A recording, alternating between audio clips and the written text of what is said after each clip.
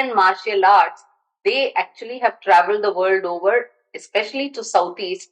And one of the main personages who was responsible for this is Bodhidharma. And this Bodhidharma, he was a Pallava prince. So he was a Pallava prince and he lived during this 5th century CE. So Pallava fundamentally meaning this part of South India. And from here, so he lived in Kanchipuram and he was trained in Kalari by gurus from Kerala. And from here, he has traveled, made his journey all the way to China. And this was the route he took. He went along Malacca Strait, went to Vietnam.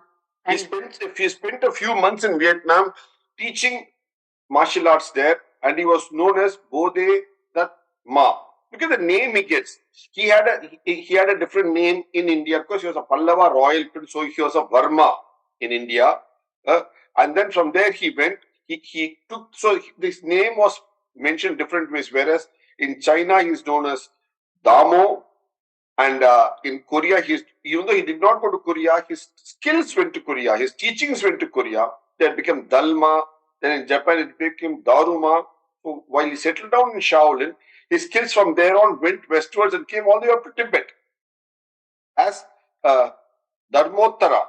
Look at the word. So it's all related to Dharma. See, while from Kanchipuram up north, he did not go into Tibet. Of course, he went up to Nalanda and studied all that, but his fame came all the way from Shaolin. So if you see Bodhidharma, the place from which he embarked on his journey to China was Mahabalipuram, which is there in present-day Tamil Nadu, very close to Chennai. It is a coastal town. And the name for Mahabalipuram in Tamil is Mallapuram.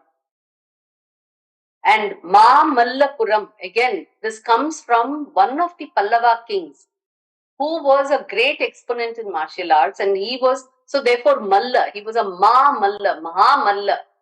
So, Mal Yuddha, when we say Mal Yuddha, the same Mal, you prefix it with a Ma meaning great, Maha, great. So he was a Mamallan. So the king had a prefix, a royal name called Mamallan, and the city that he built, the port city he built, came to be called as Mallapuram. So that was the importance it was given to. So this is the place today. You have an ancient shore temple which stands there as a port city because it was also a very, very important center then. There were parallel trade ports just along close by, and there are a few temples today. It's a very popular visiting site. And the most interesting thing is China recognizes that this art has come from India. And that is why when the Chinese premier, Xi Jinping, came to India, he chose Mahabalipuram as the venue for his meeting with Prime Minister Modi. Bodhidharma learned his martial art, and he learns it from a Damu Gurukul. And all this interesting data we are today able to find in Shaolin Temple. So, about Bodhidharma learning this from Damu Gurukul, it's a data we get from Shaolin Temple, not from Indian records.